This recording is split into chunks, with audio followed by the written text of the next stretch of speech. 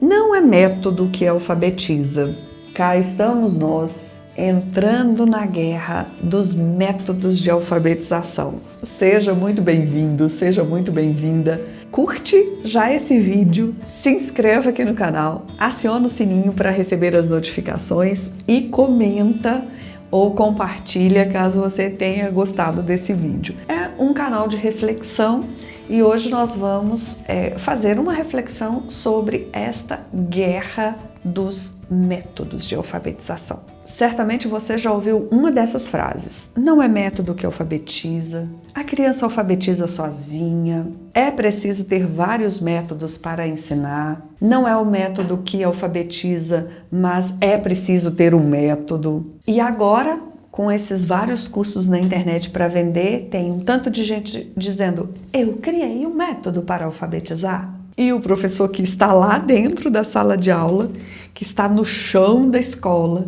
que está diante da criança, fica de fato confuso, estressado, tenso, desestimulado. É de fato complexo, porque não existe lá na cabecinha da criança algo a ser instalado e tcharam, alfabetizou. Não existe isso, não tem essa hipótese. Alfabetizar é um processo e todo processo que envolve um sujeito é preciso considerar, portanto, o contexto que esse sujeito está inserido. E é em razão desta complexidade que é o ato de ensinar que a alfabetização é o objeto de estudo de pessoas que dedicam a vida. Existem muitos autores que eles dedicam toda a vida estudando estas formas de alfabetizar. Existem várias publicações com esse objetivo de nos ajudar ali na sala de aula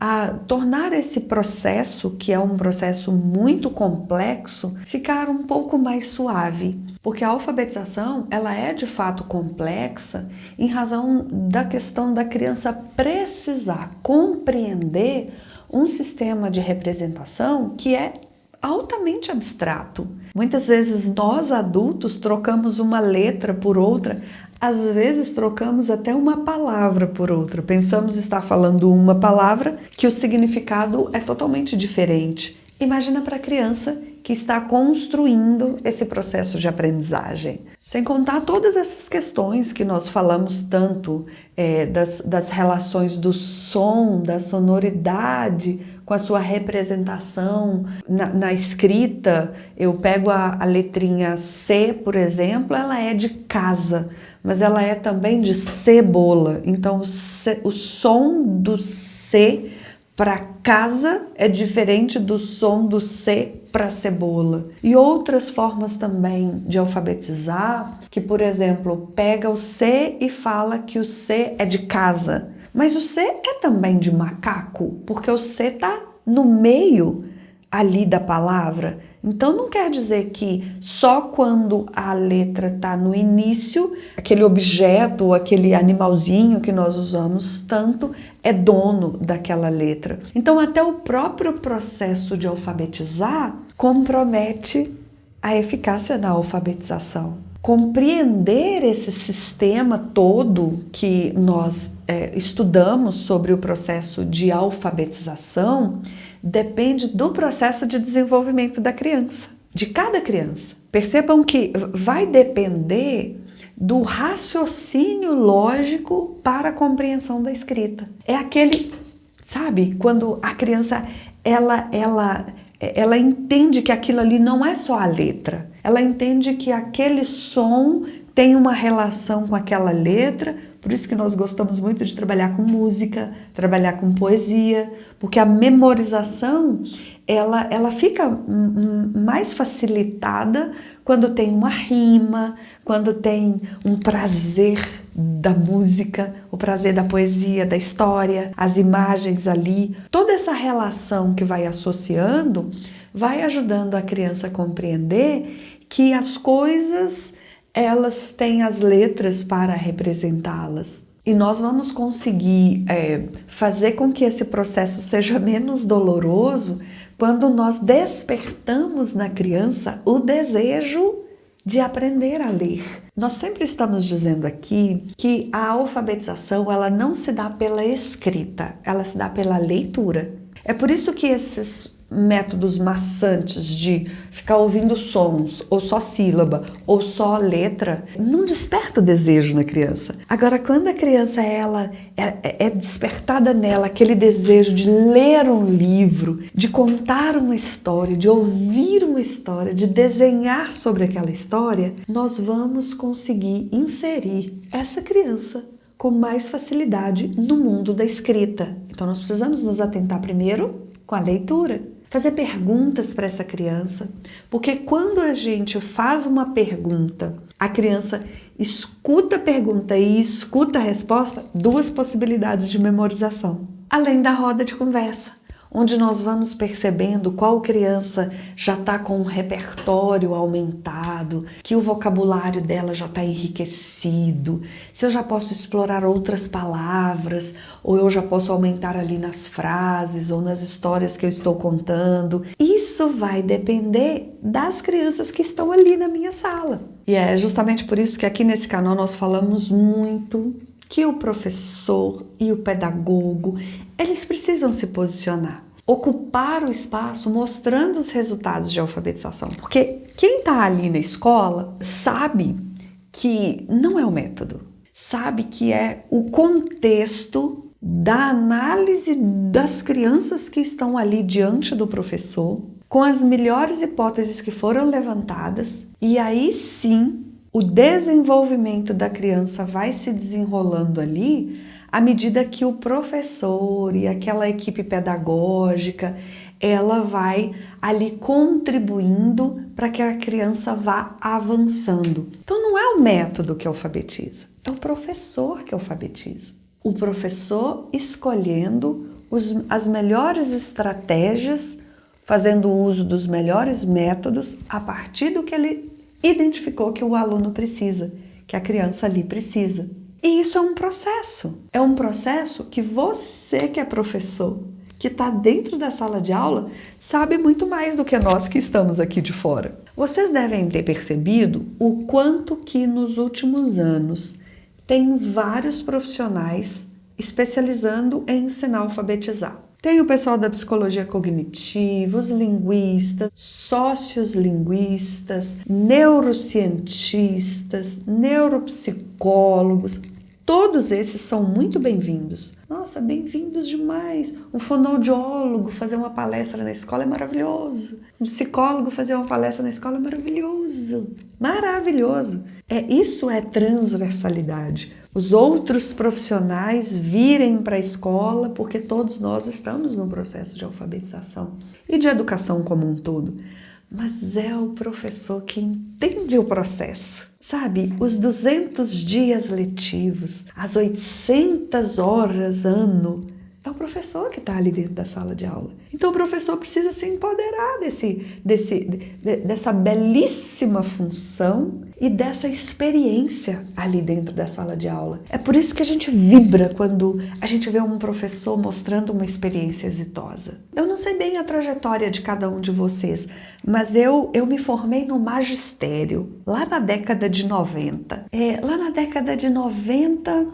Passei ali pelo percurso do normal superior, da pedagogia, depois que eu fui lá para a psicologia, psicopedagogia, mas eu cresci amando os professores, eu cresci querendo ser, sabe? Eu quero ser igual a dona Carminha, que era a minha professora de metodologia. Depois eu tive a honra de trabalhar com ela. Eu, diretora de uma escola, e ela, pedagoga da escola. Foi a maior honra da minha vida. E outros profissionais que foram professores maravilhosos e me inspiraram tanto. Nós precisamos ter cada vez mais estes professores que estão dentro da sala de aula, inspirando outros professores que estão chegando agora, porque é quem está dentro da sala de aula que sabe como é que o processo funciona. Porque todas as outras áreas são muito bem-vindas como objeto de estudo. Como objeto de estudo, elas vão trazer para nós excelentes contribuições que elas nos ajudam nessa ótica da formação. Mas a gente sabe que são mais fragmentados. Então nós precisamos buscar essas pesquisas e nós precisamos evidenciar as nossas práticas e a partir dessas práticas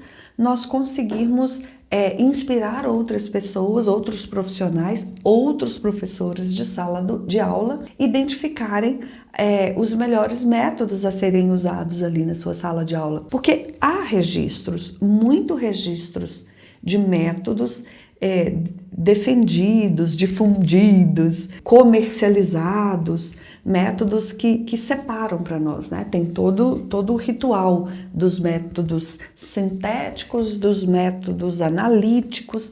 Lá nos métodos sintéticos nós vamos ter o alfabético, o silábico, o fônico. Nos analíticos nós vamos ter lá o da palavração, da sentenciação, o global. Nós vamos ter todas essas definições. Nós vamos ter muitos estudos sobre o letramento, sobre o construtivismo, muita briga entre eles, uma guerra danada, que infelizmente até hoje tem. Mas alfabetizar é um processo. É um processo que o professor está desenvolvendo lá na sala de aula. Não tem um método como uma varinha de condão, não existe isso. Existe o processo. Também não vamos generalizar dizendo, eu uso todos os métodos, eu sou bem eclético. Ou então o contrário, eu não uso método e eu vou observando a criança e vou vendo o que eu trabalho. Não é simples assim. Nós precisamos ter um método a partir da observação, mas a gente não precisa, por outro lado, engessar essa fala e esse trabalho em trabalhinhos iguaizinhos porque eu sigo tal método. É por isso que aqui nesse canal, por exemplo, nós estamos sempre defendendo que é preciso o professor conhecer as hipóteses que as crianças estão fazendo, é preciso que as zonas de desenvolvimento da criança sejam consideradas, sejam observadas, nós precisamos entender sobre essa questão, nós precisamos permitir que as crianças, elas construam as suas teorias provisórias, e é por isso que o professor é um pesquisador de livros, e um pesquisador da própria criança, porque é o professor que tem esse privilégio de ter a criança dentro da sala de aula. Aqui e nos livros, nós só tratamos das teorias, das possibilidades, mas vocês, dentro da sala de aula, é que sabem exatamente quais evidências que são ali comprovadas ou não. Nós gostamos muito quando nós ouvimos assim, mas a educação é um clique. É de fato um clique. É um clique porque esse clique pode ter acontecido no terceiro ano, mas ele foi testado no segundo, no primeiro, no segundo período, no primeiro período, lá na creche, porque é um processo. Tudo que se trabalha lá na educação infantil vai construindo esse processo até que a criança, de fato, receba esse clique, faça esse clique e ela passou a ser alfabetizada, como nós falamos, mas é um processo que vem se desenvolvendo e todos esses professores são importantes. É interessante que, às vezes, muitos profissionais eles desconsideram algumas obviedades do processo de alfabetização, né? Por exemplo, a associação das palavras com as figuras, elas podem acontecer da forma mais despretensiosa e inclusive até lá na educação infantil. Quando nós pegamos, por exemplo, um livrinho desse aqui. Um livrinho desse aqui é um livro para bebês, crianças bem pequenas, e aqui nós vamos ver o desenho e a palavra. A criança ela não precisa escrever isso aqui, mas ela vai estar fazendo a associação. Vocês já perceberam como que se ensina inglês para as crianças e até para adulto? Coloca a imagem e coloca a palavra. Nós precisamos fazer essas associações. Eu não estou alfabetizando a criança lá na educação infantil, mas eu estou oportunizando a criança que ela compreenda, por exemplo, que para cada figura, para cada imagem, tem uma escrita. E essa associação ela vai sendo feita de uma forma tão natural, tão prazerosa, que não vai forçar na hora. Agora eu vou alfabetizar. E vários livros que têm possibilidades, são vários livros com essas possibilidades maravilhosas, que têm essas imagens. E essas imagens que podem ser até de brincadeira. O que você pode dar nome no mar? E aí tem os desenhos, o barco, o peixe, o caranguejo. E aqui, para descobrir, olha só que legal, a baleia. Portanto, esse processo colorido, divertido, ele pode acontecer. E ele pode acontecer não só lá na educação infantil, eu posso trabalhar com as crianças que estão ali nos anos iniciais do ensino fundamental com dificuldades, e eu posso inserir imagens, posso inserir palavras, posso inserir brincadeiras. Nós precisamos reverter esses números de alfabetização que nós temos. Porque o fato é que nossos índices de alfabetização são muito baixos. A distorção idade-série é muito alta. Nossas crianças ficam tristes quando elas não aprendem no suposto tempo certo. Essas sequelas da pandemia vão complicar também esse processo que nós estamos recebendo essas crianças, como nós estamos recebendo, quais áreas da vida dessa criança que foram comprometidas, tudo isso precisa ser considerado. O fato é que também não adianta entrar nessa guerra dos métodos. O fato é que nós precisamos reverter esse quadro. E reverter o quadro é chegar a resultados. E para isso, a nossa consciência, ela tem de ser que a leitura, ela não é um ponto de partida. A leitura é a consequência do processo. É isso que nós precisamos pensar. Tirar um pouco a ansiedade de que nós temos que alfabetizar e acreditar que a leitura é isso, é assim, o método vai... Não é. Esse clique, essa alfabetização, essa leitura, ela é a consequência de um processo divertido, alegre, feliz, que a criança passou ali na escola. Lembrando sempre que o cérebro nosso, ele aprende quando ele se emociona. Então, quando a escola é uma escola gostosa, uma escola emocionante, a criança aprende. Até porque aprender a ler não é só um direito, mas ele é um marco na vida do sujeito. Eu fico imaginando, eu convido vocês a ficarem pensando, vocês que estão na sala de aula. Imagina, daqui a alguns anos, quando tudo isso tiver passado, pandemia, vírus, tristeza, e nós tivermos conseguido elaborar tudo isso, e aí alguém chegar para você e contar assim: ah, você não se lembra, mas foi você que me alfabetizou lá em 2021, lá em 2022. Gente, eu chego a emocionar. É isso. As legislações atuais, elas estão nos dando essa liberdade, essa autonomia de focar no essencial. E o essencial nesse momento é acolher os nossos alunos e pensar num processo de alfabetização que não seja maçante, doloroso. Nós não vamos conseguir recuperar tudo que nós não ensinamos no 2020 e até agora no 2021, mas nós vamos conseguir avançar. Porque não é o método que alfabetiza, é o professor que alfabetiza. A partir da leitura que ele faz da sala, com a junção daquilo que ele estuda, dentro de um contexto possível, num processo que pode começar num ano e terminar no outro, com outro colega de profissão. Que nós possamos ser estes profissionais que serão lembrados, que terão ajudado essas crianças e esses jovens superarem os desafios e serem de fato alfabetizados, mas alfabetizados dentro de uma formação integral do sujeito, para que ele seja capaz de ajudar a resolver problemas lá da vida cotidiana nossa. Ajudar as nossas crianças nas dificuldades hoje serão fontes de inspiração para que estas crianças ajudem outras pessoas quando elas estiverem precisando. Que sejamos estas pessoas. Gratidão por vocês terem ficado aqui conosco nesse estudo sobre essa guerra dos métodos que nós não queremos entrar nela, mas nós passamos por ela para nós ficarmos cada vez mais empoderados no chão da nossa sala de aula. Combinado? Esperamos você para a próxima reflexão da semana que vem. Tchau, tchau!